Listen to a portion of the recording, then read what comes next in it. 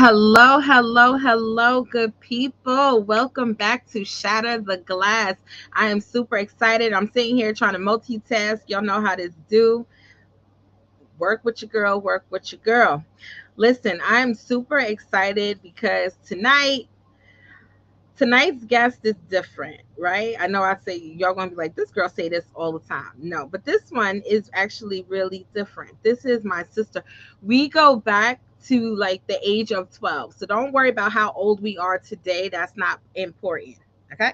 The important part is that we go back to 12 years old. And so I definitely, have a different feel for this lady. She's doing her own damn thing. I mean, I always say, get you some friends that's doing something and the conversation is different. You know what I'm saying? And so I'm super proud of her. Hi, guys. Hi, Audrey. I'm super, super proud of her and everything that she has done and accomplished. And she never toots her own horn about anything. She's super humble, and to see how she has grown in her own dwelling and her in this space, because TV production can be a madhouse, right? And so you got a lot of people, they are around celebrities all the time. They don't know how to act because they around celebrities all the time. But that's not my girl. That's not my girl at all. She's super humble with, like, she don't care that you're a celebrity. She's gonna treat you the same way. And I love that about her because I do the exact same thing. We don't really care. You a human, right? So we're gonna treat you with the same respect that you're supposed to get because you are a person. But she's super humble about it, and she's funny as all hell. And I can say that. Like, we always have a good time. And so tonight I want you guys to sit back, relax as we dive in on who Miss Erika is, because at the end of the day, she's somebody that's behind the scenes, but she's getting to it and she's doing it. And she is definitely one of my besties. Okay. All right, y'all. Instagram, come on over. I'm going to give you a little bit on this side, just a little bit. And then y'all got to come on over to YouTube, Shatter the Glass YouTube. Please go ahead. Teacher World, hello. Happy to be here. Happy to have you here. I'm so happy. Lachey, is that you? Oh, I love. Okay, so before I bring Erika up, Lachey is my other good friend who I have loved to see grown, and she's out here doing the damn thing, teaching over in China. She was like, bye, America. Let me go be great somewhere else. And I'm doing it, and she's doing it, and I'm happy for her. Can't wait. And she's coming up soon. In a couple weeks, you guys will meet her. So, Shay, I don't know what time it is in your world, but I'm happy that you're here, love. All right. Let me bring my girl on up and let's get to it in this conversation. Hello, Erika. Hi. Woo! Spirit fingers, because I'm on Shatter the Glass. Woo! That's my good song for y'all. I don't want to give y'all like too much. I'm gonna scale it back a little bit for tonight, but I am very excited to be here. So thank you for having me on. Yes, Before you ask me any questions, one, thank you so much for even just giving me that type of like intro of and course. saying I was humble because I'm not. No, I'm just kidding. I am. But I'm gonna let you in on a little secret. I'm not a drinker, right? But I was like, I don't know what questions my girls hitting me with. So I have water, I have a glass of wine, Yes. and in case it gets too intense, I got a bottle by me. So Isn't that? and it's just Moscato, so it's only like 5% alcohol, so there's nothing happening. But I just thought I'd like let you know I was ready. You was ready. Well, I'm Yes. mad because I wanted to get water. I literally dashed and was talking to another good sister of mine who I'm going to end up seeing this week. Shout out to Sterling. And we were chatting, and I'm like, girl, I got to go live. So I see you later. And I was like, hey, I'm on. I was like, but you know what? She's giving me some time. I was like, let me Yes. do a couple things. Let's see how this goes. I'm pretty sure I'm going to stick more to the water, especially because you bought me such a cute Babe, little this is bottle. not drink champs, but if you want to have a drink champ moment, that's on you. I, I, Okay. I will. I will. Like I said, it's just Moscato. It's nothing hard. It's nothing Okay. crazy. So, Okay. I just, listen, all words are your words. okay, let Whatever. me just let you know in case you're like, what are you drinking? Apple juice? It's whatever you want it to be. All right. I listen, I can deal with it. Listen, all right, we jumping out the gate. We getting straight to it. What inspired you to get into media? Period. Like, who Wow. wakes up and say, "I want to be on TV or want to work with TV production"? Like, that's not that's not usual. I'm gonna say Okay. that. All right. So it's weird because I always knew I wanted to do something in the media space. And when Mm, I was younger, like, and I'm talking about younger when we're all thinking we're going to be like doctors and lawyers, and we're like, oh, I'm going to be like that. I'm going to be an astronaut when you're like 5 or 6. I remember I used to watch the news at night when they'd be like, it's 10 o'clock. Do you know where your kids are? Kind of thing. And I used to think I was going to be a journalist. Right. So I always saw myself, even as a young child, being like, I think I want to like work on the news one day. I want to like tell the news. I want to tell a story. I want to say something.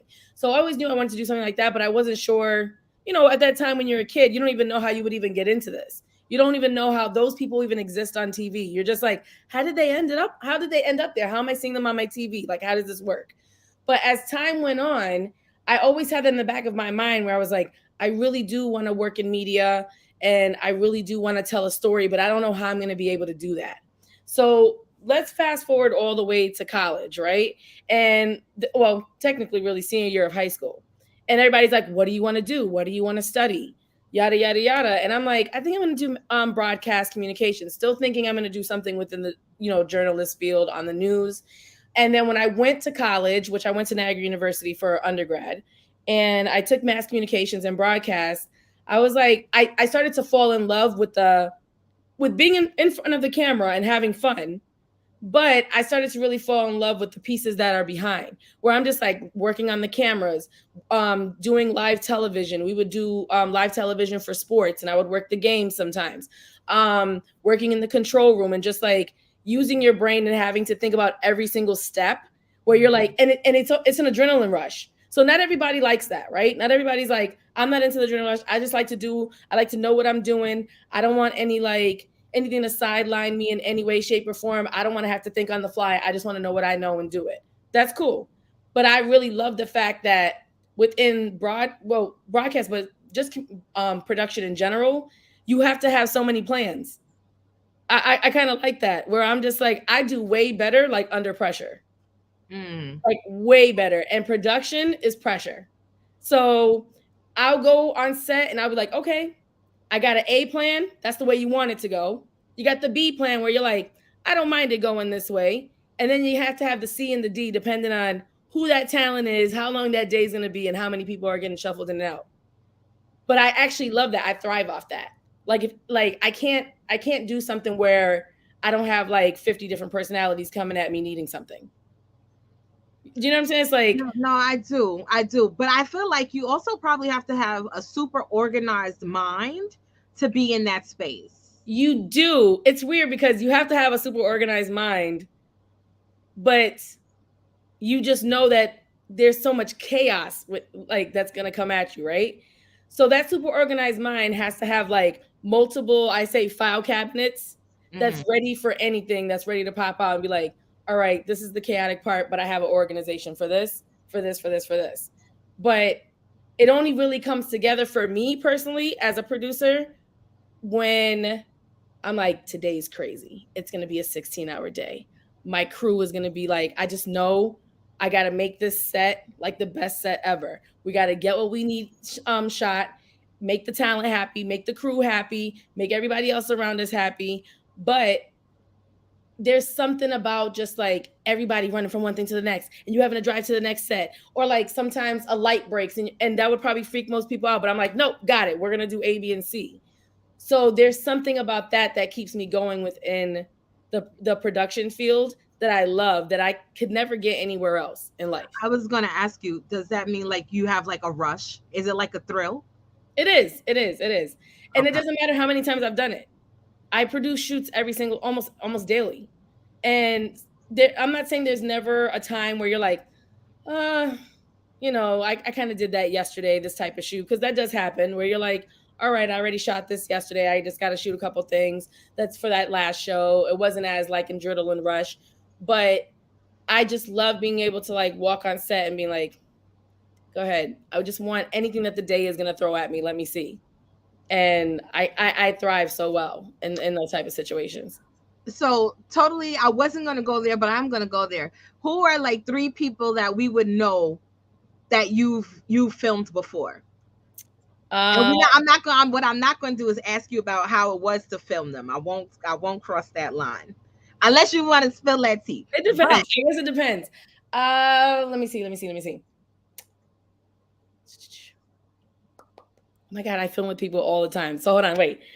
I'm gonna go with my phone right now because I want to pull out the most recent that really stick out to me. So okay, she's an upcoming rapper, but like she's anything I've shot with this girl has gone viral. So Ice Spice is a rapper that's actually in the Bronx, and like she's getting really big with a song that she had up over the summer called Munch, and now she has one called Bikini Bottom. She started like shooting stuff with Cardi B, and she's so like quiet in person, but she has like she's starting to come out as like this bigger entertainer and really starting to find her way within the rap business. And I just like something there's and I'll admit I actually really love shooting with her. And most people are like, wait, but she's so quiet. But I every time I've interviewed her, one, those videos have gone viral the minute they go out.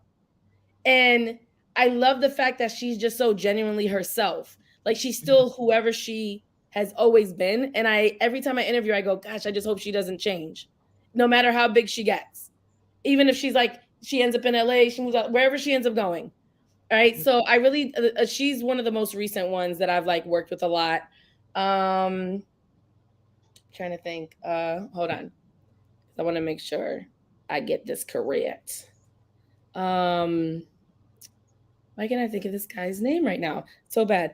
I worked with for the new cast of Black Adam, and that had The Rock and everybody in it. Trying to think of the guy's name. Oh, Aldous Hodge. I shot with him recently for Men's Health, and he actually was like really a gem to have on set. But to have someone walk in who's like he's really building his career, but Black Adam was like it had just hit the theaters and people were going crazy for it, whether you really loved it or you didn't. Like meeting him and just like having a full blown conversation with him about we were literally talking about being parents. And that had nothing to do with the interview. It was just something that was afterwards. And you always that's how I always know when I've done well on set, especially because the talent most of the times will be like, I gotta hurry up, I gotta get out of here. You know, their PR person is trying to rush them. But I love when they're like, no, I'm gonna just take my time. We'll get to the next thing. And they actually sit there and they have like a really good conversation with you. And that lets me know like how even though it seems weird how human they are, that they give you that human aspect where most people are like, oh, celebs are just like they're probably all rude or they're conceited or they're like robotic. Yeah. But I had a really great shoot with him and someone who's been around, gosh, she's probably been on the scene like 30 plus years.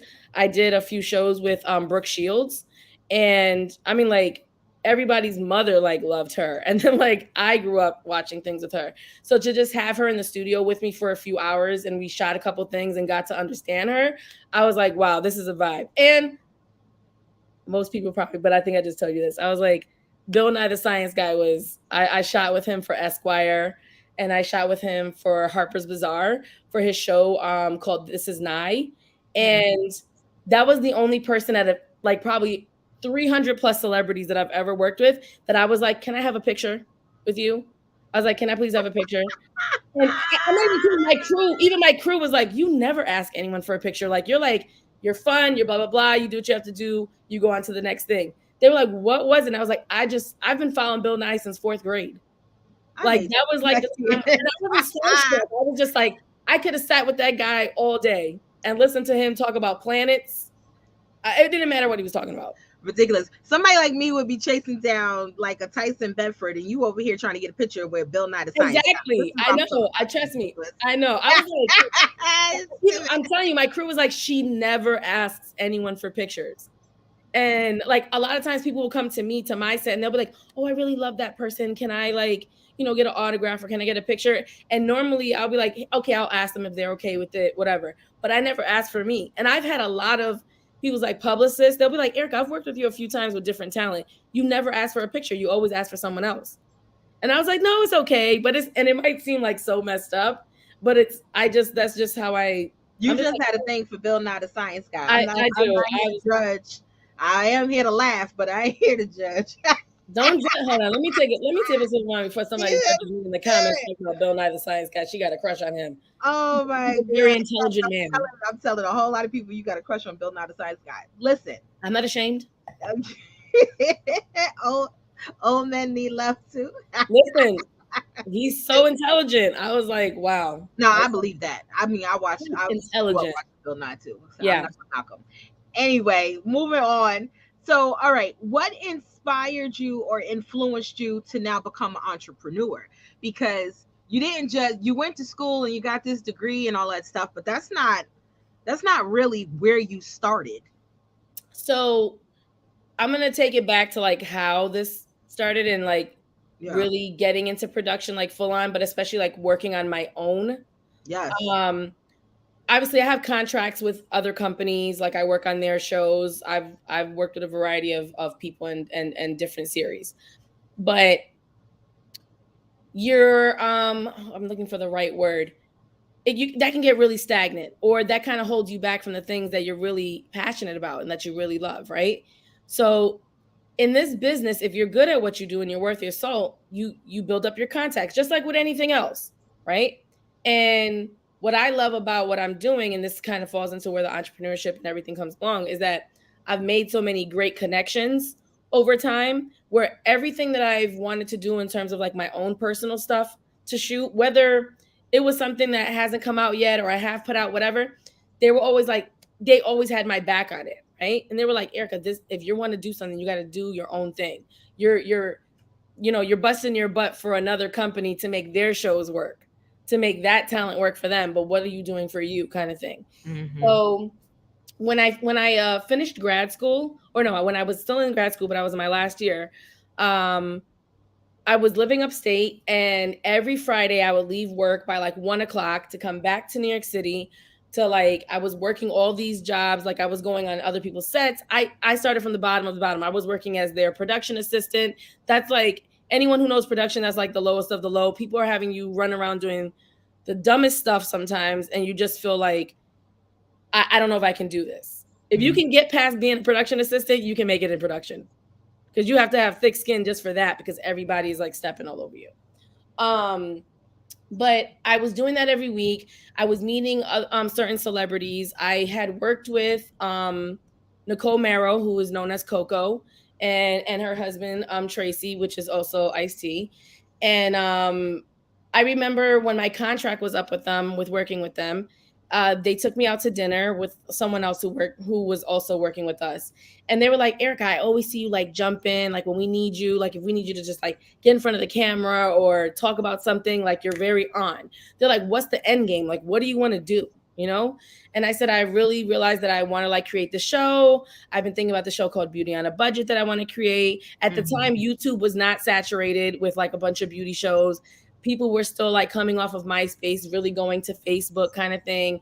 That was when people were able to like really promote their stuff and they didn't get like lost in a pile, and it Right. didn't matter, and people actually saw that you were creative or whatever. um and I remember talking to them about it at the table, and I got my last check from them, and then I got an extra check from Tracy, and he said, um I'm only going to give you $1,500. He's like, which seems like it's nothing because of what we have. And he said, but somebody gave me like 300. I think he said three or five. He's like, when I was first putting out like mixtapes, and he was like, and I had to figure it out, but it helped me get to where I knew I wanted to be, in a sense. And I remember taking that money and I was like, I'm going to buy the cheapest camera at Walmart. The college I went to at the time, I took some software from their computer so I could edit. That's okay, guys. It's all good. Um, Everybody has to do that somewhere, somehow. Somehow. uh, I just started reaching out to people, and I was like, hey, I have this idea. Like I said, beauty on a budget. I want to have something be fun. I want stuff for guys, for girls. We're talking about beauty. We're talking about fashion. We're just having a good time. And a lot of people were like, yeah, no. And so I basically was just like pulling stuff wherever I could and then promoting the hell out of this. Like, if I wasn't in your Facebook feed, Trust me, you saw me and you either was like, I'm gonna watch the show or I'm unfollowing this girl. It's one or the other. And all that push and pull and everything that I did worked because then I had people coming to me who told me no, businesses, artists, all types of stuff. And they were like, hey, I saw the first, season of your show. I'd love to come on now, kind of thing. And then it kind of just got a little bigger from there because then someone offered me studio space for free. Then they did all like my ad promo photos and it was like pushing the show. They made shirts. Like it was crazy. And I was like, wow, I love being in front of the camera, but I was like being behind the camera and making this like move and work. I was like, eventually I'm going to have my own product, even if it's the smallest production company. I'm gonna make little things here and there that's gonna make me happy. Yeah. So don't get it twisted. I like making the money I make from my contracts. That's great. And you get your name on some big stuff that you can use later on if like, to keep going. You get your name out there. But once people see exactly how you are with their talent, with your crew, then they're like, "Hey, what are you doing on the side? I want to support that." You know what I mean? So it's like it's taken years. It didn't like happen overnight, but I mean, I just knew that eventually I was like, I have to do my own thing because you'll start to lose your creativity if you don't. And then you're just like, okay, I'm doing it for everybody else, but what happened to my stuff? And then Yeah. you're sitting on a script for 10 years. Then you're sitting on an idea for 15 years. You know what I mean? Like I'm not. No, that is real because I think a lot of times we do get lost in things, right? And Yeah, so it's hard. It takes courage to get out there and stand on your own and put something out there, yeah. especially if it's a new idea. Not everyone is going to jump in and support it. And that goes for family, friends, or foe. And I actually Mm-hmm. talk about that with my episode of Sabrina that didn't come out yet. It's coming, y'all. And it's like you have to be open to feedback, Yep.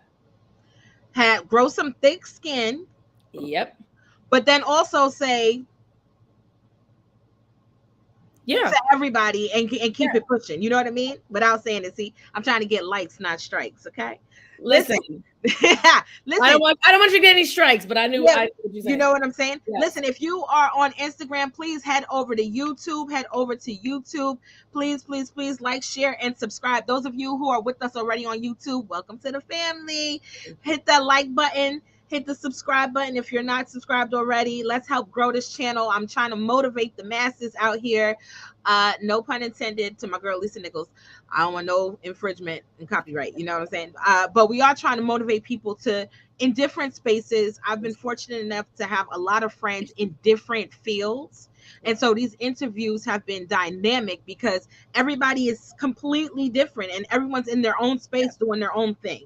No one has been the same yet. And so I want people to learn and grow and know that, yo, it's not an overnight thing. Keep plugging at it. Even when nobody else understands it, keep plugging at it and set your Mhm. own goals up for yourself. I mean, that's what it's about at the end of the day. I wanna add on to what you said about even when people don't understand like what you're doing. And you and I Mhm. have had these conversations many times over the years, many, many times. And I actually think this is funny. So I'm not even saying this like in a bad way. My parents still don't know what I do, right? And I'm saying this like it's hilarious, right? So when I did Beauty on a Budget and I was shooting that, I was in front of the camera as well as Wait, like, wait, hold that story. Hold that story. yeah, Listen, if you want more, you gotta go to YouTube, people. I'm ending it over here. Go to YouTube, join us on that side. Bye. All right, go ahead. Go ahead. but I remember when I was shooting Beauty on a Budget, my parents sort of got it. They were like, "Oh wow, you're doing the show? Oh, you're on it. Got it. All right, understood." So like once in a blue, like they'd be like, "Hey, I watched this episode," or "I did whatever." Right? Okay. Then when I really started working more behind the scenes and really producing, I was assistant directing first. Then I got into more in producing, and I worked on a show where I was assistant director, and then I went for Property Brothers. And so many people know this show. Whether you fully watch it, a lot of people know what Property Brothers is. And I remember I was talking to my parents about it, and they were like, "But I don't get it. What do you do on What do you do on the show?" They were like, "You're not on the show," and I was like, "No, I work on the show." They're like, "But I don't see you." They're like, I don't see your face on like on the show. I'm like, no, I work behind the scenes. I'm the person who's running the whole set and the crew and the talent to make sure that this show is shot so that there's a show for you to watch. And I think that's where it went downhill for them. And they were like, I don't get it. And still to this day, I feel like they still don't get it, right? So, and I say this because I used to get upset and be like, what do you mean you don't get it? Like, you watch Right. other people's shows, they're not on it, but you're watching a show that someone created, and that's what I'm doing. And they just didn't know. It used to upset me, but now like I just think it's funny. But I used to be like, gosh, I feel like I'm not getting the support. Why don't they know what I'm doing? And I finally had to like take a step back and be like, you know what? It's all good. They don't get it. It's all right if they don't watch what I've created. It's okay. There's gonna be how many other people in the world are never gonna see what I've helped create with a team. But I still fueled myself to keep going, even though the people that you want to see your work the most didn't get it. Yeah. My stepdad was like, "Oh, I watch Storage Wars," and I'm like, "But you don't watch my show?" He's like, "Oh no, I like your show." He's like, "I just don't watch it." What? I'm like, "You like the show, but you don't watch it?" He's like, "Yeah, because I don't see you on it, so why would I watch it?" What? Oh my God. So just thinking about just like the things that you go through when you're trying to figure out your spot in life, what you're doing, especially when you're a creative Yeah. and you're trying to make all these things work to either help these people feel an emotion, see something that you have in your mind and you're trying to make it come to life, right? Because that's what I do all day. Um and it becomes frustrating when you're like, why doesn't anyone that I care about, who's supposed to love me, who birthed me, who raised me, doesn't get it? Nah, But it takes a while. it It does. really do. It just takes a while. It takes a while.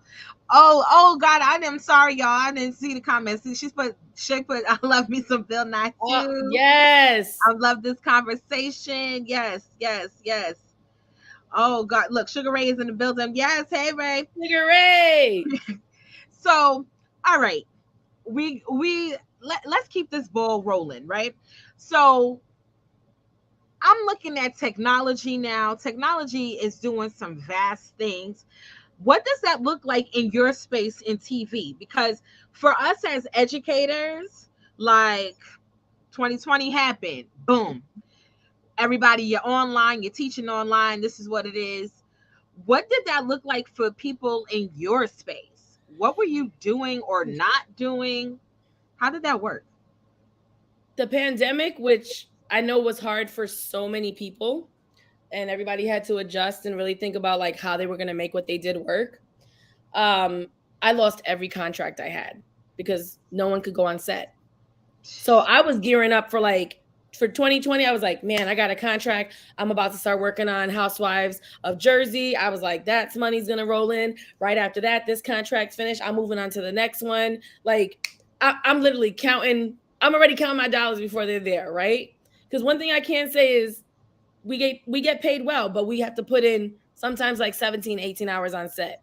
You know what I mean? Yeah. So you losing sleep, you're coming home for maybe 3 hours, and then you're doing the whole thing again. And sometimes you're working 7 days straight. Maybe you get one day. I've done it where I've worked 19, 20 days straight without a day off. So you're putting in a lot. But for the pandemic, it was like everything just stopped immediately. And there were no contracts. No one was shooting. Of course, everyone's scared. They don't know what's going on. You don't understand what this crazy thing, that's happening in the world. We can't go to anyone's house. No one can go to the studio. There wasn't a vaccine. So, and whether you believe in the vaccine or you don't, like companies now, yes, like at one point they were like, okay, you have to be vaccinated or you can't come in, not even to shoot. Like you can't do anything like that, whatever it was. So during that time, work was so slow or just even non-existent. So where we had to like kind of pick up, and it took like a year for like television, really, like if they didn't already have things shot, you're trying to figure it out, right? Yeah. And then you have to like test every day, and then you have to quarantine for this amount of time. So what started happening was, which I'm very glad that we're not doing this anymore, and I'm going to keep it real. We were sending stuff to talent and saying, okay, We still want to have content. We need content. We're gonna teach you. We're gonna send you everything you need to have at your house to self shoot. It's not a diss at talent because there are some celebrities that know how to do exactly what I can do and what my crew can do, but that's rare. They're used to being produced and directed all day. They don't have to worry about a camera. They're not worried about lighting. They have people who are doing that. So I personally felt like everything from the pandemic looked like shit. Okay.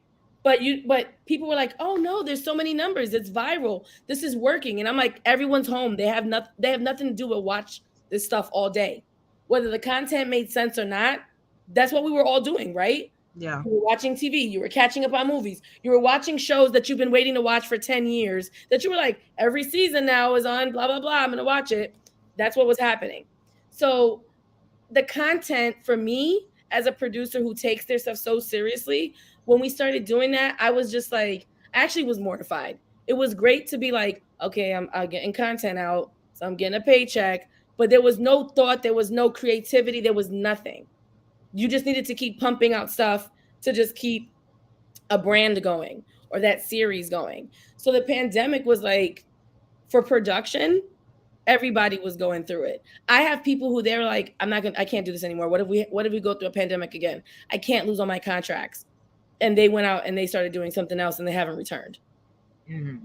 You know what I mean? So when you're a creative and like that's what you do, like everything that you do is like, I got to take what's in here and I got to get it out there and I need to make it make sense. And when you're not able to do that, or you're not like joining TikTok trends and challenges Yeah. to like do that, then you literally are. I was home going crazy. I was like, I finished the Let script. me ask you, how do you feel about that? I'm gonna pivot because this wasn't a part of my lineup in questions, but people are doing all these TikTok videos and stuff. Does that take away from production? Because people are learning how to produce themselves, if in some lane, way, shape, form, or whatever. But that's short form content, and I'm not taking anything away from that. That's great. That's just not what I do. I do long form content. Right. So we're writing scripts. We're really setting up like full blown sets. It's an all day shoot. Not saying that anyone who's doing a challenge is not practicing all day, especially if it's something hard. I don't want to take that from anybody at all. Um, but we're coming in with like full blown crews. We're coming in with like big cameras. We're dealing with celebrities. We got to deal with makeup artists. We're gonna run from studio to studio. It's like it's a whole different ball game than being like, okay, I'm gonna follow this trend. I have to learn this dance, and like I said, I give them more power because I'm not sitting there learning any of these TikTok challenges, trends, especially when it's a dance.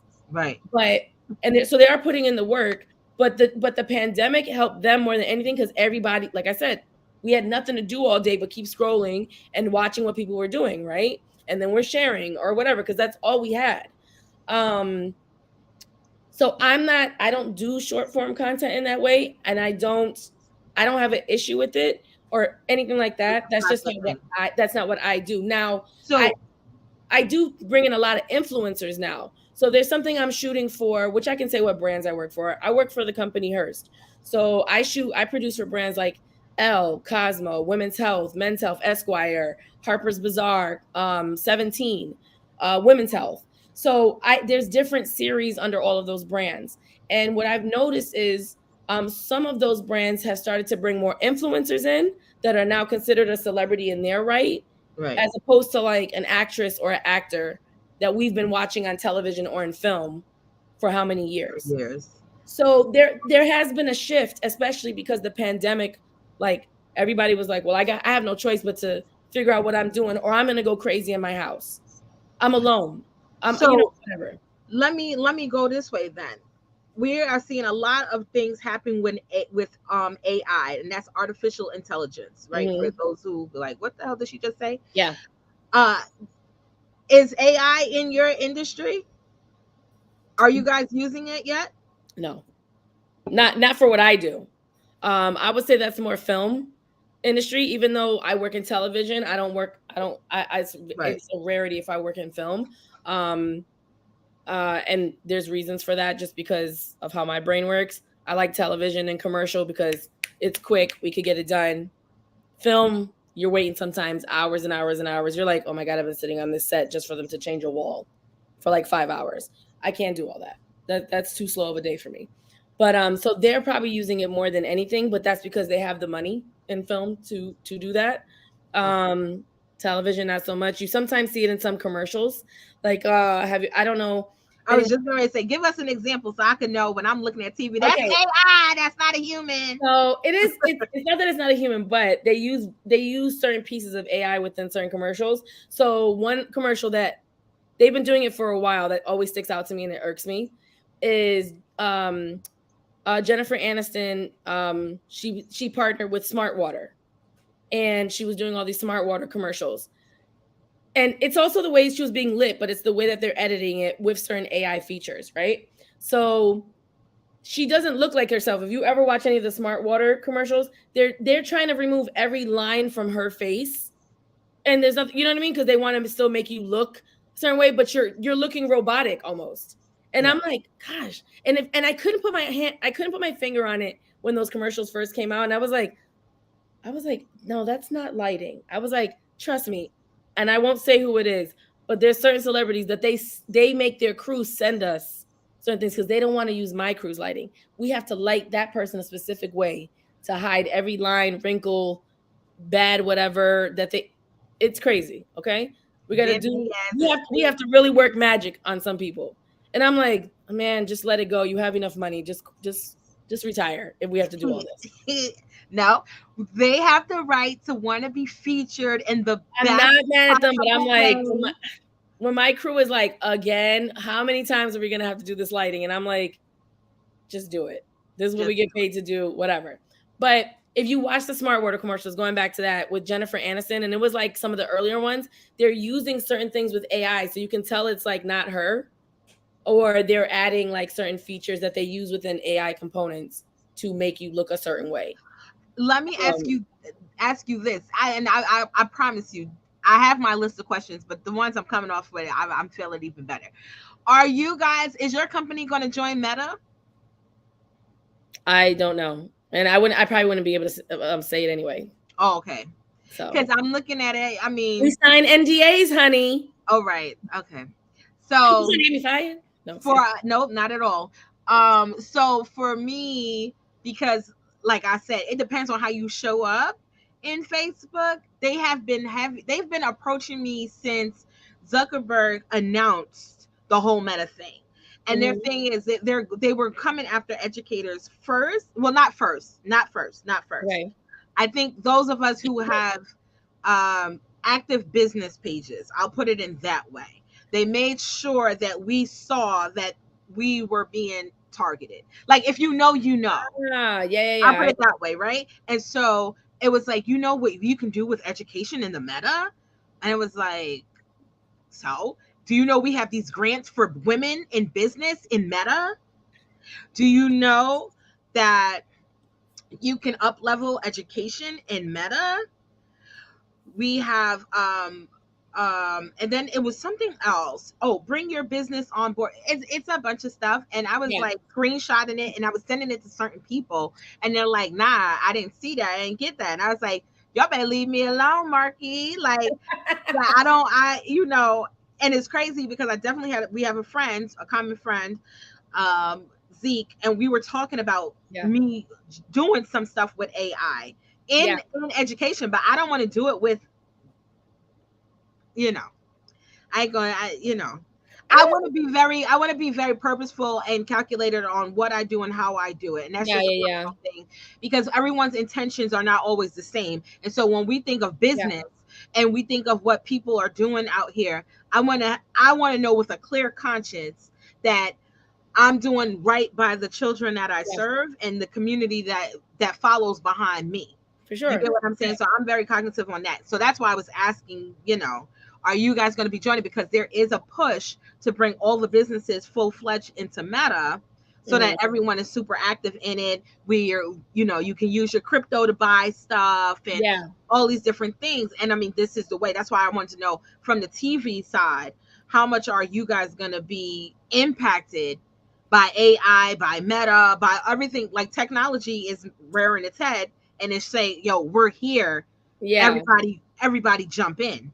You know what's funny is that I don't know how quickly that will for what we do. will be a part of that. And I say this because even though this might seem like it's a weird thing for me to say, because look at how like we grew up, right? We grew up and it's everything was like cable, and everybody had a cable package and their television, right? And then all of a sudden we started getting like streaming giants. So even though like most people are used to like the streaming, like that's even still something that's new and it's evolving. Right. It's continuously evolving. And there's a lot of like loopholes and things that people who come from television, like working just like full television, and then when streaming stuff came on and like and that changed like the game, we're still even working those kinks out. So I know like it's kind of hard for others who are not in the production space to Yeah. see that sometimes, because they're like, no, it works perfectly. I have like, this and this, and I have access to that with all these streaming giants. So I don't know how like quickly that would work within this space for Meta, only because we're still working out kinks from streaming, and that's been around for a while. Right. I can Um, respect it. so that's why I say I don't know. Um, I guess we'll see. No, no, it's cool. Yeah. Let me ask you, do you think it's easier for people to get in with a network or one of these streaming channels? Oof. It's hard both ways still, honestly. Damn. And my other I question would be like, who paid more? Please. You see that, please? It depends. No, no. Okay, so like let me answer the first question with like which I think would be easier to get in with. Yeah. Um I'm I a new feel like actor, or maybe I'm a producer. I got some show ideas. Is it easier for me to go to a network right now or go to one of these streaming networks? I feel like with the streaming network, this is the reason why I say it may be a little bit easier. So let's use Netflix as an example, right? I love watching cooking shows on Netflix. And sometimes I go searching and all of a sudden, ooh, Roku. But I go searching and then I'll see that there's a cooking show on there that looks interesting, right? Yeah. But it's from like the UK or Canada or wherever, right? And I'll be like, oh my God, there's 6 seasons. How the hell did I not know there was 6 seasons to the show? I get on Netflix every day and I search this category. But it's because people are like, look, we're filming our own thing, which I completely like want to push people to do that. Create what you create, follow the guidelines of like what streaming and television does, so that when you want to try to sell that package to someone, and it's either going to work or it's not, because it's not an easy thing, and you want to push it and you want to see if a network will like run it. If you want to get it on like a streaming giant, that might be a little bit easier than like on an actual network, because they kind of have their own things going on. But it might be easier for streaming and you to be like, hey, I filmed all of this. I paid the crew already. We already edited it down to fit this platform or to fit this or to fit in this 7 minutes of commercials if it's 30 minutes, you know what I mean, kind of thing. Mhm. Um, so I'm seeing more people doing that and being able to get their workout that they probably shot, solo on their own without anything else. It was their own money or whatever. They made it the way it was supposed to look. And now it's not, now the 6 seasons that they shot, they sold it for whatever the amount for Netflix to run it, right? So I feel like with streaming, because they have more room to push. Networks are not like that. Networks, if you don't have a certain amount of views by like a second or third episode, and for us, we'll be like, wait, it said there was 15 million views. But if that's not the amount of views, if they needed 17 million, they're cutting you. That's it. They're not gonna Wow. waste any more money. It's not the way when we were growing up and like I was watching an old episode of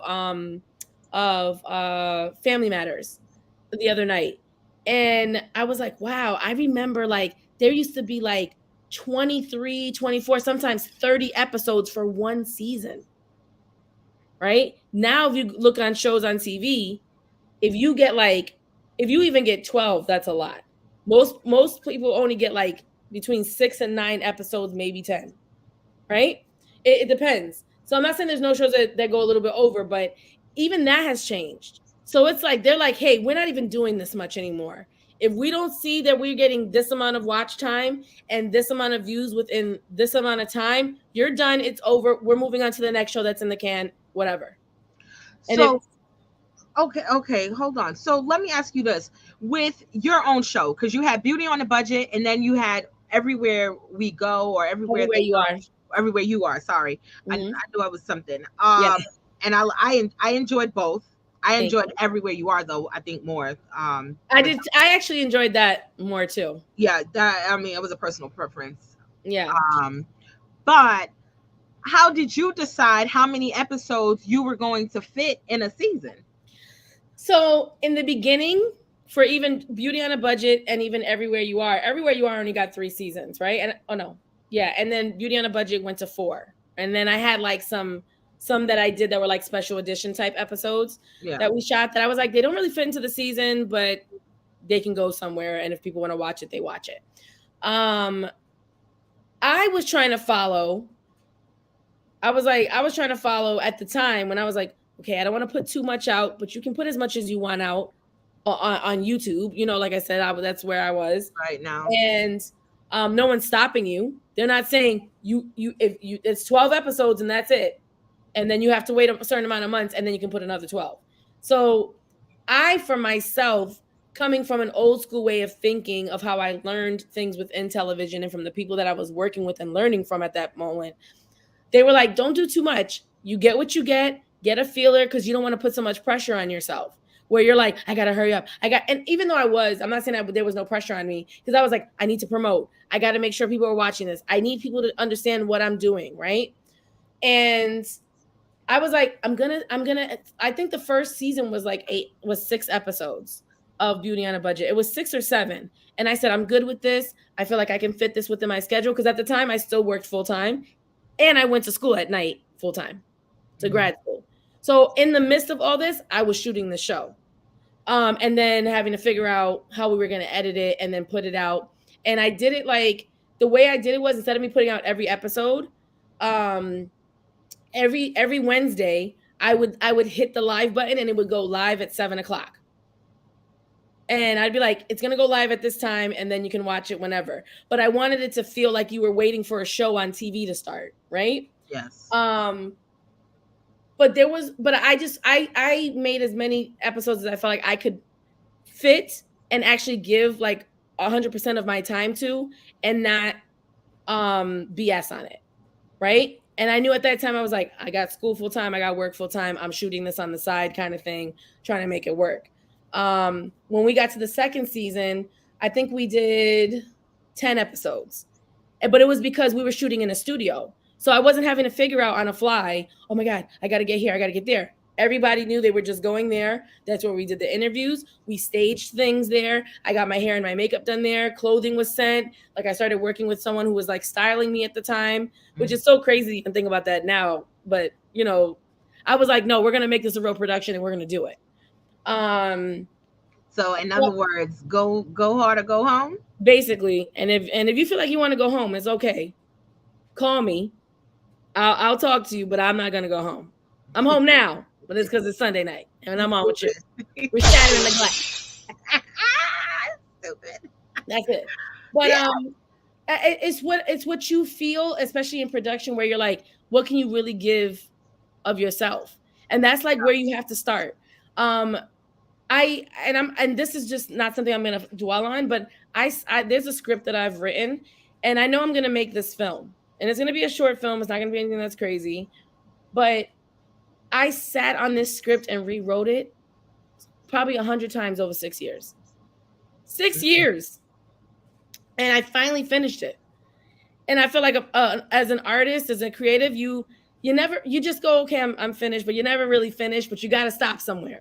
Yeah. You drive yourself crazy. It's kind of the same thing how I had to think about, I got to stop at this amount of episodes. This is how long each needs to be between. This is the mind span of someone who's like, I'm watching this and then I'm going to move on to the next video if it doesn't catch me in the first like this many seconds or this many minutes or whatever. You know, you got to think about My intro can't be too long. My outro can't be too long. Is there anything in the middle that's gonna like switch up the pace? When you edit, are you punching in? Are you zooming in? Are you zooming back out? Are you throwing up some sort of like special effect? Are you throwing up a graphic? All of those things are all of the things you have to think about. So don't put so much of you're starting your first show and be like, I'm gonna get 25 episodes. Great.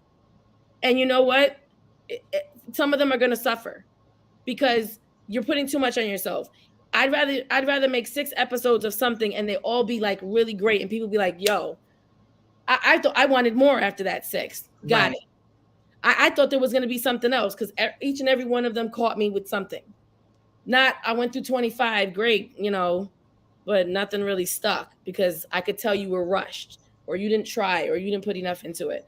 So that's how I look at any project that I'm working on, especially when it's my own personal stuff. Yeah. All right. Well, speaking of your personal stuff, right?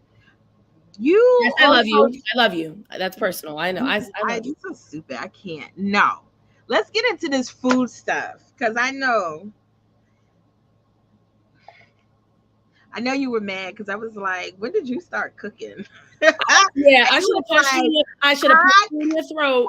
But you were like, I've been cooking. And I okay, was like, I ain't never seen you cook nothing. But then I'm following you on Instagram and I'm like, the girl is getting it in with all these different little meals and stuff that she got. Like she's doing a lot just based on food. How did you start that? Where did that even come from? so all right. Let alone, all right, I get it because everybody's cooking at their house. I want to let me be clear. I'm not naive to that. But I'm saying to post your food. Like there's people right now that post their food and their plates be looking crazy. It's like, why Yeah, did you even post that? I'm a perfectionist and I All right. can't stand the ugly plated food. I'm sorry to anyone who's watching right now and you thought that plate from Thanksgiving looked banging. It probably tasted good, but if it looks like slop on a plate, just don't post it. Don't post it. Send it to your friends, and I'm gonna make it into a meme. And it's not to hurt your feelings. I'm only gonna send it in the group chat, and I'm gonna like roast you all day, right? No, but I. I have a professional camera. I love like even taking pictures of food. Like I'm not the best stylist of food. I have gotten better over time. There's way better people out there who I'm like, whoa, that looks like heaven on a plate, and I can't do that. So let me not act like I can. Um, but I really started cooking where nobody really knew when I got my first apartment. I was 21. I had just finished undergrad, got my first apartment, and I was cooking more because in college you're living in a dorm. If Yeah. you're living in a dorm, you're using your George Foreman, you're grilling hot dogs, whatever, right? So or you're eating ramen or mac and cheese. It is what it is. So and I always was like, man, I really always wanted to like really learn how to cook, right? And growing up, my mom, still to this day, she doesn't want anybody in her kitchen. But I'm kind of the same way now, where I'm like, if you're not adding any value to what I'm doing here, get out. You don't need to be in here. You're taking up space. You're Yeah. breathing up my air, and I don't need it right now. Just wait until the food's done. I'm happy to serve you. So my mom would be like, "You don't know how to cook," and I'd be like, "But you're not teaching me." She's like, "Watch me," and I'm like, "But you keep kicking me out of the kitchen. How can I learn if you're throwing me out?" So I always had it in the back of my mind. I was like, I can't wait to like really like start cooking, get my own apartment. And if I'm burning food, it's only me who's burning food. I'm gonna know it and I'm just gonna like keep going. So I started like calling my grandmother for like random things that I loved how to make, whether it was like arroz con pollo or like a different stew or something, things that Arroz con pollo. yes. But my grandmother is the one who she would stay with me on the phone and she'd be like, there was no Zoom back then. We weren't doing video chats. Right. Like she was like, okay, I was like, had her on speaker and she was talking me through each thing. She's like, girl, you don't need a measuring cup. Take a coffee cup. I'm like, I don't drink coffee. She's like, do this then, figure it out. And this is how you do the water. And this, put a spoon in the middle of the pot. And if the spoon moves, if it falls over too easy, you got too much water, take some out. If you put the spoon in the middle and the spoon is like stuck, you don't have enough water and your rice is going to burn. You know what I mean? Like those things have always stuck with me. But Old that's school really teacher. like, as like, I know, I was like listening to her and going, oh my God, I just love doing this. This is like, working with food and just like working with herbs and just like smelling everything come together. And of course, having those moments where I'm like, oh my God, I just burned everything. Wait. Oh, sorry, Brittany. That's right. I love you though. Brittany, no more ugly plates. Don't post the ugly plates, okay? No more ugly. And you know I'll get on you in a group chat. But you know, I had so many mishaps, and at that time, I never thought about obviously photography, you know, photographing my food. I just wanted to learn.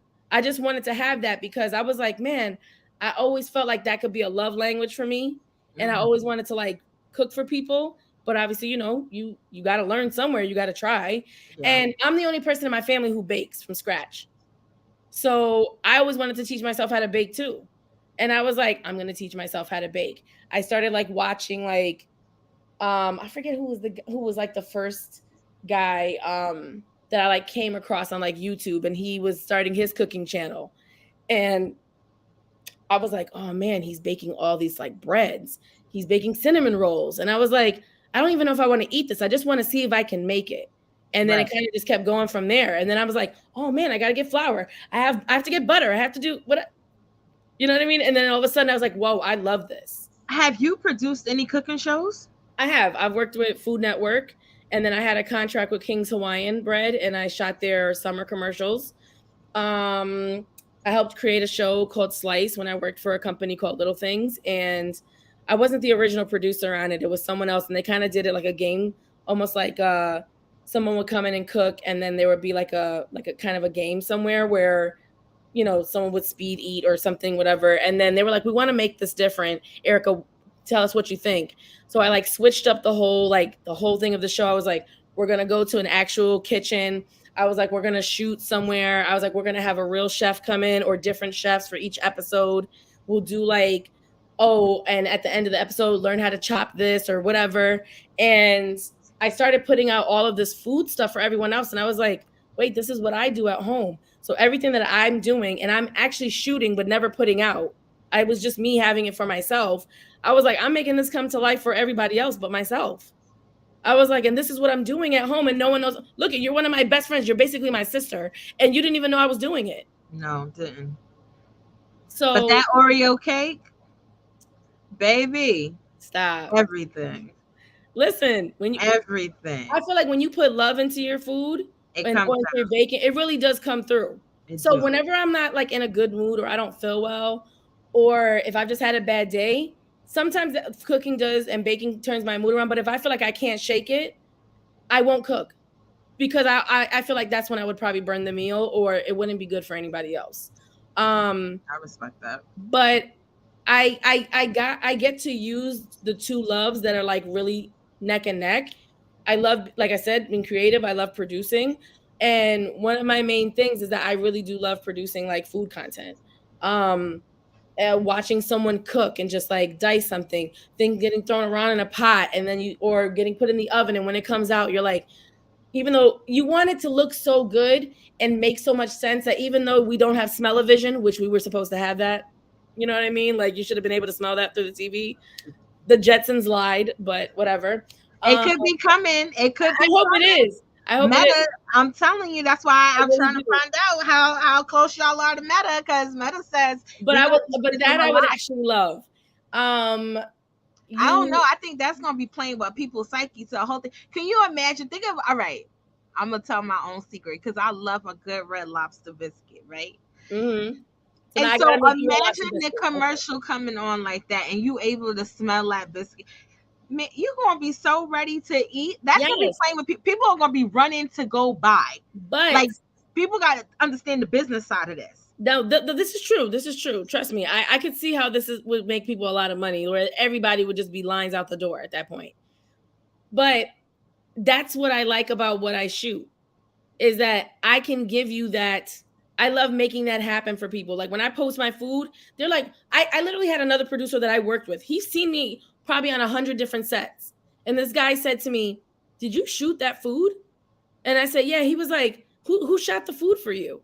I go, I did. He's like, but you cooked it too, right? And I said, yeah. He goes, I didn't know you knew how to use a camera, a photography camera. He's like, I didn't know you did professional photos. And I go, yeah. And he said, I was looking at it going, I feel like I can taste it. I feel like I could smell it. And I was like, that's what I'm trying to do. So I love Let like, me give you a glass better on that. I mean, listen, the old people that I'm around, every time they see these commercials with food, they feel like they gotta have it. So somebody's doing their job somewhere because yeah, it's yeah, yeah, marketing yeah. the hell out of the product, and it's Yeah. like, oh, I can go for that right now. Mm-hmm. It's so crazy. I don't know. Well, I do know, but okay, let me go this way. When is a time, because I'm looking at the time, when is a time that you shattered the glass? Oh, ooh, good question. I mean, this is what I do. Excuse me. You are correct. That is what you do. Now and then I break the wine glass that I've Yeah. been Oh, drinking. yes. Oh, I should have. When did I feel like I shattered the glass? Oof. This is new. Even you don't know it. Uh-oh. Tune in then. No, it's a shatter the glass for me, but there's a lot coming. So no strawberries Erica is official, right? So it's not just like a handle on Instagram. Like we're building a whole website for it, like a blog that's like all these recipes have been thrown on it. There was a couple issues, but finally we're moving along with it. But the big thing where I feel like it's shattering the glass is this summer is going to be like a whole production. Like I'm actually going to get back in front of the camera and I'm going to be cooking everything, and I'm going to have a seasoned producer and director that's like me come in and direct me and produce me. And I got a whole crew and everything. So, and it's going to be like, it's legit, like Food Network legit. Like if I put that out, people are like, "Wait, you can't do Exclusive. that." So it's that time. Like I waited a while and I kept thinking, when am I going to do this? When am I going to do this? And it's so funny because Brittany popped up about the plate, but Brittany's always like, Erica, why haven't you done this yet? Like, why haven't you? And she's not the only person. Like I've had other people come to me like a lot, and even other people just on sets that I'm working on. They're like, Erica, why aren't you doing this right now? They're like, you keep talking about it. And I go, I was just waiting for a sign. And before Thanksgiving last year, I got the sign. And I was like, I got to do it for 2023.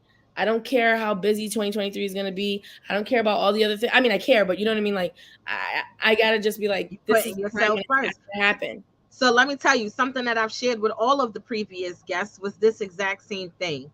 Leverage you. Because that's Mhm. my theme for this year. I usually have a word and sometimes a theme. My Yeah. theme is leverage. For you, leverage yourself. For me, Yeah. leverage me. Yeah. You understand? Because at the end of the day, no one. We ride this ride once. You know what I mean? Yeah. In this space of consciousness. And so, if there's something you really want to do, just do it. Yeah. Just do it, because it makes no sense to sit here and wait on it. And when it's good content and quality stuff, somebody's gonna like it and stuff. I'm hoping, hell, maybe I need to be hiring you, because this light thing here I got going on is annoying me. So I want no one. Listen, don't come for me in the comments, okay?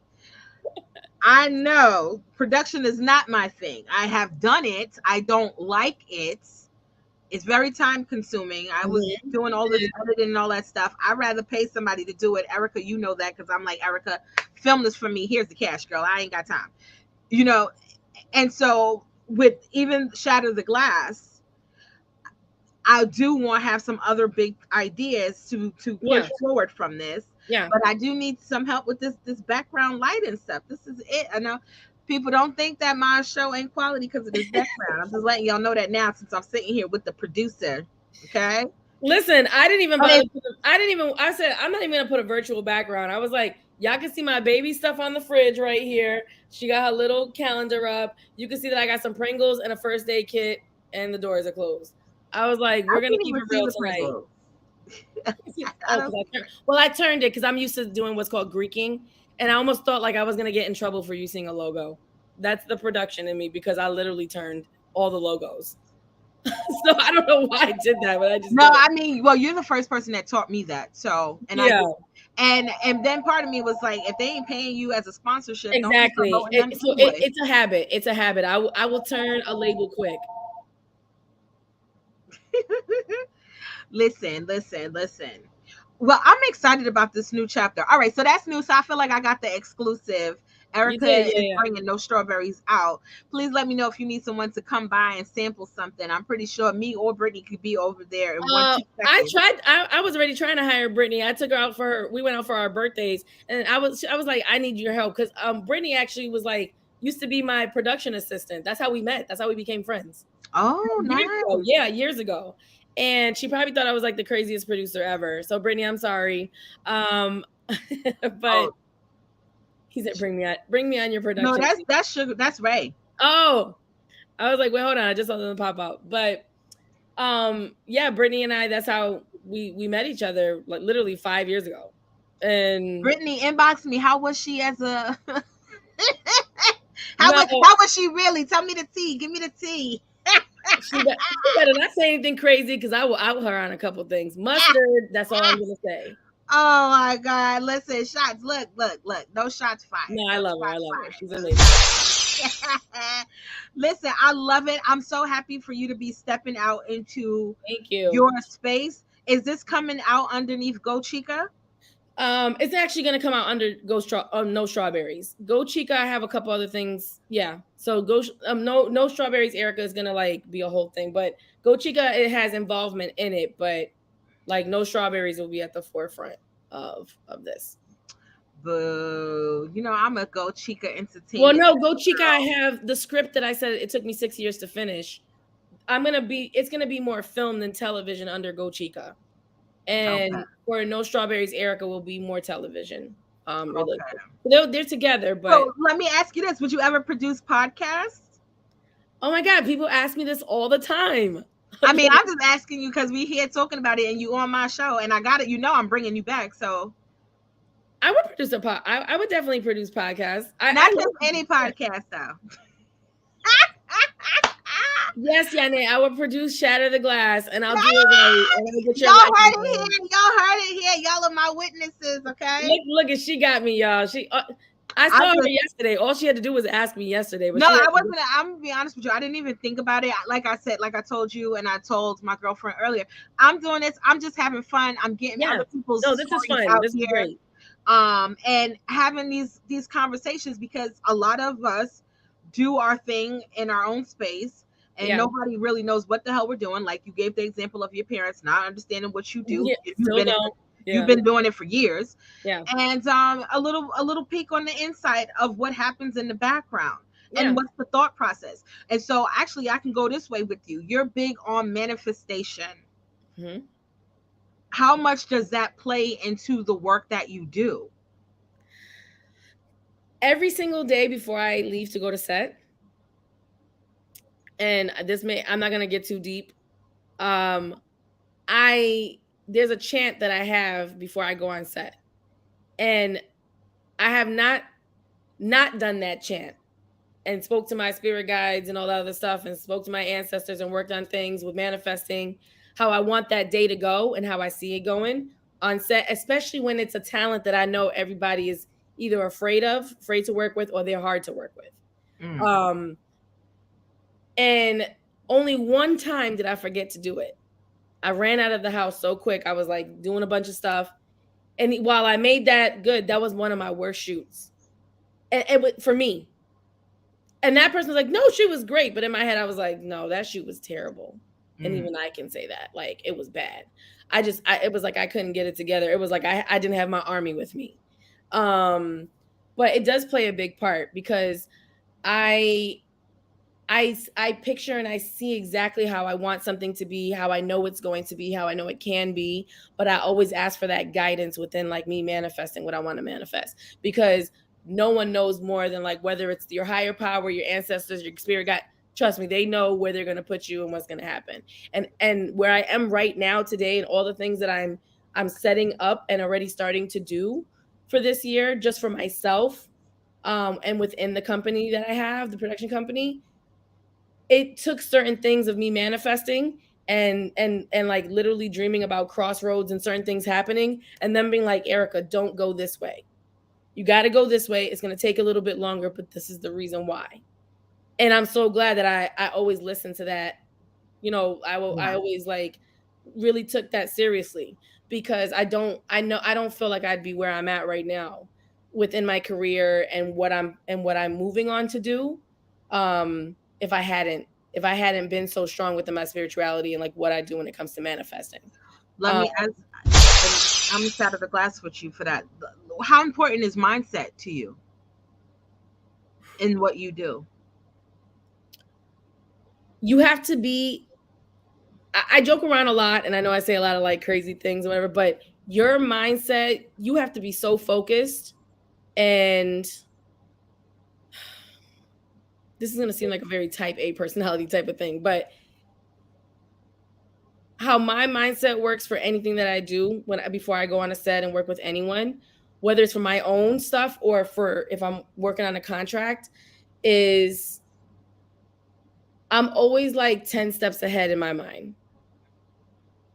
I'm always ahead of my crew, even when I'm with the best crew, because I'm like, this has to happen this way. This has to go down without any fault. Or like I said earlier in the show, we have to have like this many plans. Um, and I always go with the mindset of being like, I'm gonna bring really great energy. I'm gonna bring that to my crew, because the minute that one person in the crew is pissed off, it's like wildfire. Everybody's angry because that energy is just spread. I don't even let that happen on my sets. So I'm just like, I come in with like the best energy. I'm making jokes, but I'm making sure that my crew respects me. They know I respect them. I don't think because I'm the boss, and I use that very lightly because I actually hate saying that. Mm-hmm. Um, that I can do what I want, and I don't have to put any hustle. Because there's a lot of producers and directors who are like that. They just go, which they're allowed to be. Actually, you know what? I think I do too much as a producer and a director. I do. I'll go and grab equipment. I'll help move it. I'm like getting certain when I really don't have to do that because I have other things I have to focus on. But I also would never let my team drown. So I go with a certain mindset where I'm like, I have to bring 100% of like this really good energy, and I have to make sure that it spreads to every single person on that crew that day, whether I got 3 people or I got 30 people under me. And that's got to also be relayed to the talent and anyone else I have to come across. So it's like you have to be so focused, but it's like focus and be like, I got like this many lasers coming at. I feel like this many lasers going to this many people to like deal with every single personality. Mm-hmm. That's the only way you're gonna make any of it work. So, and you have to be open minded. You can't just be one of those producers, at least not for me, where you're just like, no, it's my way and that's it. Like if my DP is like, hey, I kind of see we might be able to do it this way, and these are the reasons why, I'll take a step back and I'll be like, okay, tell me, let's talk it out. And then I'm like, oh, that was way better than my idea. Let's roll with it. You have to like have that, or your crew will just either be scared of you, they won't respect you. There's like, I've never honestly had a crew that's ever disrespected me. I'm not saying some haven't tried it because I'm usually the only female on set. Maybe one or two other people because Ooh. the production field is men. Is I, male dominated. and I didn't, I thought about going there, but I wasn't gonna go there. But now that you brought it up, It's I'm usually a sausage fest, and I'm the only female. So, and I'm the female, I'm the boss. So it's mm, like not everybody can handle that. oh, wrong way here. Yeah. I know that was the wrong one. I gave you cinematic when I meant to give you my glass. No, that is a very real thing. That's a whole nother discussion, and hopefully I can have you back on in March when Yeah. we do Women's Month to talk about certain things. I'm trying to do all things women come March, and for Women's Month promote different female entrepreneurs, Yeah. but also talk about what it is being women working in some of these spaces because yeah, Yeah. it can be very, very real depending on what you're doing and how you're doing it. Yeah. And I mean, shout out to the men who understand and who are not, um, how can I say, insulted by the power of a Intimidated woman by, or yeah. intimidated by the power of a woman Yeah. who owns her ish and owns the space. Yeah. You know what I mean? And we could get into that later, but I definitely want to make sure I tell that to you right now, live and in person. March, Women's Month. I I got want you you. back. I want you back. Yeah, we have to Okay. come back. All right. So let's wind this down. What advice would you give to someone who is trying to get into the media space or even interested in food blogging? Like, I'm a great home cook. I want to showcase my work. What can I do, or what should I do first? And so, both questions, it's double layered, but I'll start with the second question with the mhm, food, right? Because I get asked this a lot by different people. Um, if that's what you really love and you're like, how do I get it out there? Before you even put anything or you start posting, just keep taking pictures. Watch any YouTube video about like lighting, lighting for beginners, um, uh, you know, professional cameras that won't break your bank for beginners kind of thing. Like I always tell people like, and now our phones really can do so much. You know what I mean? Like you can do whatever, but I still prefer to use my professional camera. But that's me. I just like the way the picture. I think the pictures look better, but you yeah, can't do it on your camera. But take those pictures. Keep watching those videos. Find something that you like. Not everybody has the same type of like way that they and I say idea about how they see food. Some people like really light, bright photography. They like bright colors within their food. Some people you'll see what's called dark food photography, and everything's like black behind, even like the plating, everything. And that gives off a certain mood. So figure out who you are, like the type of food that you make. Look for somebody similar to how you kind of see yourself or would like to see yourself. See the things that they do and be like, it's not wrong to emulate. You know what I mean? Like that's one of the biggest form of flattery. You know what I mean? Is imitation, where you're like, wow, I really like that, and then figure out how you can put your own spin on it. You know yeah, what I mean? But everybody takes from something they get. We all get inspired by something or someone. So I'd say if that's what they want to do, and but you're not sure where to start, look at, like I said, go on YouTube. There's so many things for beginners within the food space, and kind of figure out who you are, and then kind of go from there. Make a separate page or post it on your personal page. You know, take pictures over time. If you're really like sticking to it, your stuff will get better and better, especially if you're serious about it. Because yeah, then you're gonna be like, "Oh, I didn't plate that right. I'm gonna do this. Oh, that lighting looked a little." I was the same way, because all I knew was television sets. So even to do photography, I was good, but I wasn't great yet. You know what I mean? Like that took time, and there, you know, how many pictures have stayed in a bin and nobody's ever seen. Where I was like that looks terrible. That looks like slop on a plate. It was delicious when we tasted it, but it was terrible looking at it in a picture, and it never made it online. You know what I mean? So that's okay. Like there's trial and error for that. So you just start there. Uh, going back to your first question, what was it like getting into media? getting into media. So okay, even for me, I'm new. I'm getting into the media space, right? Podcasting is considered Yeah, media. it is. What is some advice that you would give to even someone like me just getting their foot wet and into the door? Like what should we focus on first, or what should be some of the first things we should do? You always have to go into it with a plan, right? So I'm not saying you don't do this, because you probably do. You know how like you started promoting this, saying I have an idea, this is what I wanted to do. You started putting out a calendar saying anybody who's interested, these are the people, type of people I'm looking for. I want to, this is the feel I want to get for this podcast. Think about what it is that you want, right? What are you setting out to do? Are you just having a podcast to have a podcast because you want people to see your face and hear you speak? I mean, that could be it. Some people started their podcast like that, and then it blew up, and then it became something else. But have a plan for yourself. What do you want to convey to, especially people who don't even know you, who are going to come across this podcast and be like, oh damn, I didn't even know this podcast existed, or I want to get to know more about the host. Like, who is she? What does she do? Why did she want to do this? So it's just a matter of like really taking a step back, taking time for yourself, writing out your ideas, typing them, whatever. I still write out all my stuff because that Writing. helps me think better. That's just me. Um, and you say, what's the plan? You don't have to have a name for anything yet. If you're like, I just know I want it to be a podcast and I want to talk about all things education, or I want to talk about all things Christmas decorations, whatever.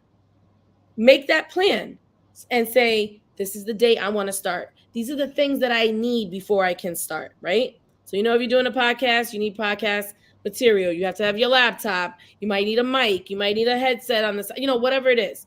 Um, and kind of go from there. You have to just build. And this kind of, I'm taking this from my advice with the food stuff. Look at people that you're like, wow, I love listening to this podcast. Even if it's not the same topic that you're working on, Right. say, I like the way this makes me feel. Why does this make me feel like this? What is it that this person is conveying that they're getting all these people to eventually listen to them? So that's how you have to think for yourself, especially when it's your own thing. And listen, it's either going to pop off in the beginning or it's going to take time. You might have to do this 40 more interviews before it really catches on to somebody who doesn't even know you. Yeah. And it's like, wow, I want to know her. And I want to know these guests. And I want to know why this is important to her. So you just have to keep honing in on your skills. I think for what you're doing right now, you're doing a great job because you went in there with a certain, you've come in here with a mindset. And I think also because we've known each other basically our whole lives, I know how serious you are when you do something, but you want other people to know that who don't know you, why this is important. So it's just breaking that down for yourself before you jump in and start doing something. Say, these are the reasons why I want to try it. This is the first thing I want to do. These are the things I need to just get the bare minimum of having what I need to get off thing. And then you just build from there. You know what I mean? It's nothing wrong with just how I started beauty on a budget with a cheap ass camera from Walmart and stealing some software from the college I went to. Come on, we got to start somewhere, guys. Well, you do have to start somewhere. I appreciate that. But all right. So take me off the table because, TV. I want to break into TV. Where do I start? Oh, don't bother. No, I'm just kidding. You're going to have a headache. How many people you're going to have to deal with? You mean as an actress? There's different ways to break into TV. So I mean, no, how you did with production. Maybe I do want to become a TV producer. You need to start from the bottom. I don't care how old anyone is, and I see this a lot. People be like, "Oh, I wanted to always get into television, but I don't want to have to be a production assistant. I'm 35." Well, you don't know anything about being on a set. You don't even know what any of these labels of things that we're saying, or the fact that I'm saying you're green means. If I say you're green, it means you know nothing. Okay? If I say Greek something, that means cover up a label and a logo, and that's what it means. So we have all these different, terminologies. And I say this because I'm you have to learn those things first. Nobody is running before they crawled and before they walk. You got to do those things first. And sometimes you got to swallow your pride and be like, if I'm somebody's production assistant on a few things to learn how sets run, to learn what that crew does. Because sometimes you could go on a set, and you're you want to work production, but you're I don't know. I'm saying I want to be a producer. But if you don't know what all the other people below you do, how are you going to produce properly? If you don't know what's happening on your set. If you don't understand anything about, if you don't understand at least the bare minimum of how lighting and cameras work, you have to do that. So you have to be willing to be I'm just going to look on random sites. There's Mandy.com. You could go on LinkedIn. You could go on Indeed. You could just type it in on Google and be looking for a production assistant, wherever it is that you live. Reach out to those people, even if it's not paid, because most of the time when you're first starting, it's not going to be paid or it's going to be really, production assistants get paid crappy. I'm just going to keep it real. But you have to learn those ins and outs first. Then you start to move up. And that's how you also know if you have really thick skin for this business. Because, I could say it now. No one on my crew has ever seen me cry or get so frustrated or get crazy. But you know how many times I've been stuck in traffic leaving from when I shot Property Brothers and we were shooting in Connecticut. I was in traffic for 2-3 hours trying to get back home. And it's midnight and it was just the hardest day on set. My crew didn't know I felt like that because I had to make sure that show was shot and things happened, right? But I there were times where I cried in the car. And I'm just it just happens. But I was nope, I'm going to do this again tomorrow. And this is how I'm going to switch it up. So it also comes along with when you start from the bottom, you start to realize if it's really for you or not. And then it also helps you build to be I know which way I'm going to go now. Either I want to be in front of the camera or I want to be behind the camera. And these are the things I know how to do. And these are the things I'm learning. And I don't think because I'm seasoned that I have nothing to learn. I learn new stuff all the time. And I always think about Denzel Washington making a comment years ago saying, people are like, you're one of the best actors in the world. You won these awards. He goes, but I still take acting classes because I don't think that I know everything. And I still do things as a producer and a director that I've been doing this for 14 years. And I'm like, I don't know that. I'm gonna take a step back and I'm gonna let that person teach me. So don't have so much pride where you feel like no one can teach you either. Because I see that a lot, and that hurts a lot of people in this business. I mean, it probably can be in any business you're in any field. But I see that a lot where somebody's like, I'm the next Stephen King. And I'm like, bro, you don't even know how to use a camera. Like, learn those basics first. You're not the next Stephen King. Like, you don't even understand anything about being on a set. So just don't let your ego get in the way. Be open to learning. Be open to criticism because you're going to get a lot of that in production. And you got to just start from the bottom and work your way up. And then you'll figure out what you really want to do. And if what you're thinking you're setting out to do is the way you end up going or not. So there that is. You done told us. Okay. That's how I feel like coming out of that. Like, well, and then boom. I love what I do, but at least once a week I go, Jesus help me. No, it's true. And I think, like, again, people need to know that. I mean, and I say that in my space. Listen, go dive into it. Manage your expectations so that you can fully absorb what you're seeing and experiencing. Yeah. Right? That's a part of the whole learning part. And so when my students come back and they're like, well, I think I want to do this, I want to go that direction, go intern, go test the water before you jump into somebody's college program or whatever, because it might not even be for you. You don't, you're seeing a limelight from some area and you're thinking that it's all roses, right? But it's not. There's a lot of work that goes into it. And your heart got to be in it. I don't care. Out of everybody I talk to, we all have an understanding. You have to have some type of compassion for what it is that you are doing, so that when things do get tough, you can go through the process and grow through the process. Okay, I'm going to give myself. Wait, I was about to say, I wish I had a button to shatter the glass. It's real. I mean, we're all learning, and that's why I love people, everyone who's come on, like, remain coachable, remain humble. You understand what I'm saying? Because the same way we get it is the same way we can all lose it. Yeah. That's true. And I think the pandemic showed everybody, like, you better really tap in and grow who you are. Yeah. And grow your personal skills. Yeah. And personal development it's not sexy. Yeah. It's not sexy. And I get that. But we got to make it sexy, because otherwise you're not getting nowhere until you get through some ish. That's true. You know what I'm saying? Like, you're not. So, let me ask you this, right? I meant to ask this to Miles when he was on, because you guys are the only 2 so far out of the 8 who went through the mastermind. And I've been tackling on whether or not it should come back.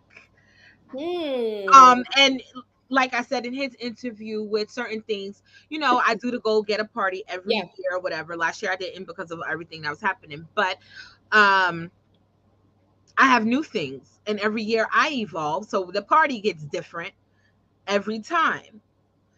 And so I don't want nobody putting me in a box, which is also my theme for this year. Don't put me in a box. Yane has plenty of talents. Yes, you do. Yes. And I like to do stuff. Like, I love things all business, and I love these podcast conversations. Yeah. What is your take on it? I don't know. I mean, I'm putting you on the spot, but you could tell me in all true fashion. I loved when we did it. I actually enjoyed it when we did it. Okay. Because we got to, like, especially at that time, like, I didn't, you were really the only person I knew. Like, I may have known of some of the other people, but I didn't really know them or understand what they were doing or what their thought process was on what they were trying to achieve. And I felt like it kind of kept us accountable. in a sense, and I really love that. Um, so I feel that if you were to bring that back, that actually would be a good idea. Um, the only advice I would give you right now, and this has to do with Shatter the Glass, I see what you're doing with this, and while that's something different, I want to see where you take this. Truly. I This is love this idea, underneath the and I same don't bridge. want it to like I want to see that I want to see you see this part through first before you move on to that other thing and overextend yourself, because that was also, it takes time. So while I would say yes to bring that back, because I thought that was a great learning tool for everybody and like an accountability tool as well, I would say just hold off a little bit long, because I want to see how you shape more of Shatter the Glass. So I can be transparent. Friends, hold on with us that you're still watching. You're like, what the hell are they talking about? First, let me explain what a mastermind is. If you don't know, that's the teacher in me saying, explain what the hell you're talking about. So in a mastermind, you have different business leaders come together. And if you read the book or know of the book by Napoleon Hill, Think and Grow Rich, masterminds were top league businessmen of that era coming together. You got your Carnegie Halls, your Henry Ford, those people coming together and discussing their business intricately. Like, you're getting really, really open. You're talking about numbers, you're talking about goals, you're talking about who to market to, how you're marketing, da da da. Like, there was a lot, and I don't want to give it all away because I just feel like I'm going to bring it back, but I want to do it a slightly different, just slightly, not too much, but people have evolved. And then there's people who are just starting out, right? And so there's two different clubs. Anyway, and so we would meet weekly for 4 months discussing all of those things. What do we want to do? How do we want to do it? Getting feedback from each other. Everything is confidential in the groups. And this time I probably would make everybody sign the NDAs. Right. It also allowed for people to partner and do collaborative projects with each other. Um, it allowed for people to step out of their comfort zone. I'll even say that about my own mom, who was, I don't do video, I don't do these, but she put something together for Yeah, her gift baskets and stuff. And so it does. It's a healthy, influential group. And so that's why I'm saying that. That's why I can bring up Go Chica Entertainment, because Go Chica Entertainment was the focus at yeah, that point in time when we had the mastermind. And I'm looking at other people, and I've actually seen other people make millions off their mastermind. And I'm like, here I was giving this good time and knowledge and free. But I was test piloting it with those who trusted me to know their yeah, business, and so forth. And so I appreciate you. Let me give you your flowers now. I appreciate you for being open and transparent in that way, because you didn't have to. thank you. And nobody in that group circle had to, but it was Yeah, something worth talking about. And so this Shatter the Glass, the mastermind, all of those things are underneath the company umbrella of the Educator Suite. got it. And so that's why I bring it up, because you guys are all still entrepreneurs and business leaders. So I could technically take everyone who's been on the podcast and bring them right into the mastermind and say, let's continue to build. Yeah, And again, leverage me, leverage you. yeah, So you know what I mean? So I got what you were saying, definitely. And I don't want to wear myself out. But I yeah. also know that Yeah. if I'm not doing anything, I'm bored and I'm like twiddling thumbs. Listen, I know this about you. That's why I said I still want you to do it, but I definitely want you to. Yeah, no, Shatter the Glass doesn't go anywhere. I'm having fun with this. I Yeah, can't wait to meet up with some people in Georgia next week. And so, I got there's some things brewing. And I just did want honest feedback because I did feel like it's what's going to keep everybody on their A game. yeah, And so, those of you who are listening, if you get the opportunity and you're starting a business, join a mastermind, join a network. Those that are in your field, but those that are also out. And that's what made the group powerful, because we all see the world through different lenses. And yeah, so none of us were in TV production. that was sitting here listening to Erika, but we all was able to give feedback. And so now you get to hear different perspectives on something that you're trying to produce. Yeah. That's true. Which can be monumental and game changing depending on how you take it. And again, that's another space you got to have thick skin too, because you're like, you're being transparent and you're putting something out there, and people could be super critical, like, nah, that product is whack. No. Like that product is whack. That program is whack. Whatever you're trying to do, nah, nah, nah. I mean, but open to it, and that's what it is. My end all thing is, hey, Tyshawn. Oh my God. Love, love, love. Tyshawn is from Bonaventure days. Oh my gosh. Yeah. And Tyshawn, Erika actually came to campus Yes. with I us came with during New that Op. same summer. Yep. I came with So my with the New Op crew I'm from trying Niagara to University. tell you, listen, but Gosh. he's doing some great things, and I want to have him come on too and share those things. So again, it's really about building the network Yeah. and expanding your network. We all have decisions to make on how big or we want to Yeah. go or how small we want to go. Yeah. One of my good friends too, like, she's doing a conference, and she was like, I don't want a lot of people. I want 50 people in the room. Most people are aiming for 100, 250. They want those big things. She was like, nope, I want 50. She Yeah. understands the impact that she's trying to make and build on. And all I Yeah. can do is respect that. You know what I mean? And so for me, I want to throw the goal getter party. I'm trying to figure that out. And I want to do some goal getter couple stuff. And I want to figure that out. Well, you count me in wherever you need to. Anytime you have something, I always be like, okay, Yane, I'm doing it. So I don't even have to say you count me in because I feel like I that's know, but part of me, okay, and that's a I very appreciate that, supportive but I'm gonna friend. be transparent. I don't want people joining things because, oh, that's my friend. I want you to join and give me the real feedback because the shit works. Yeah, You know of what I'm course. saying? Like, that's where I'm coming from. And so that goes for anybody that's watching. We do anything. I want to know the truth, because I can't grow if Yeah, everybody's just like, yeah, yo, numbers Johnny, can. that was Yeah, good. Da, da, da, da, yeah. da. Nah, tell me my audio was whack. Tell me this camera is getting on your nerves because I'm fading in and out. It's getting on mine. Okay.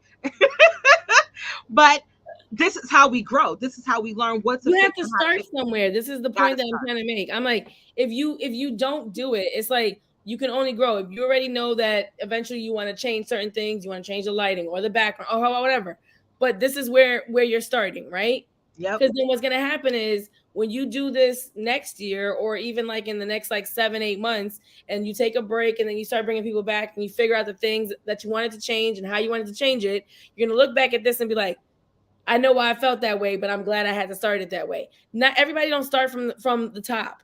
That's Yep. not how that works. And I mean, like, it's just I know a lot of people be like, I just wish I was there already, and I'm like, no, you really have to just understand Nah, what. you got to put your 10,000 Yeah, hours in. I yeah, don't care what industry you in. It's 10,000 hours in before you become an expert. And that's just exactly. real talk. And so, I want to also say thank you. I mean, I've given you flowers for this before, but with my other business, those of you who do not know me from a hole in the wall, um, is a reading program, a literacy program for children. This girl right here gave me the first check that went Stop into it. the business bank account. Nah, you don't understand. People, listen. You know how? Let me. You don't Stop understand. it. Stop. Oh my gosh, you always do this. Just No, okay. because you don't understand. It's not. Listen, there's friends, and I got great friends. I don't take Yeah, that away. And that's again, your network is your net worth, right? yeah, But it doesn't have to be monetarily. I'm talking about on character. I know great people on character. yeah, And so I allude that of, yo, Yane, keep yourself together on being a good person, because good people attract other good people. And yeah. so you didn't have to. I was at the very beginning stages, and you were like, yo, here's the check for reading for smiles. And I'm like, whoa, I've been collecting $5. And this Listen, was I for knew what you were doing. I understood from the very beginning before there was anything. I was like, I know what she's trying to do. And I know how seriously you always have taken education. And I remember like you talking to me about this idea. And I was like, damn, I was like, so many kids are going to benefit from this. And I was like, I don't. at that moment, I was like, I don't want a kid, but I was like, I wish I had a kid. Like now I have my daughter, but you know what I mean? I looked at it and I was like, I just feel like she could just make this amazing. Is it going to be easy? Absolutely not. No. Are there things that everything's trial and error? Of course.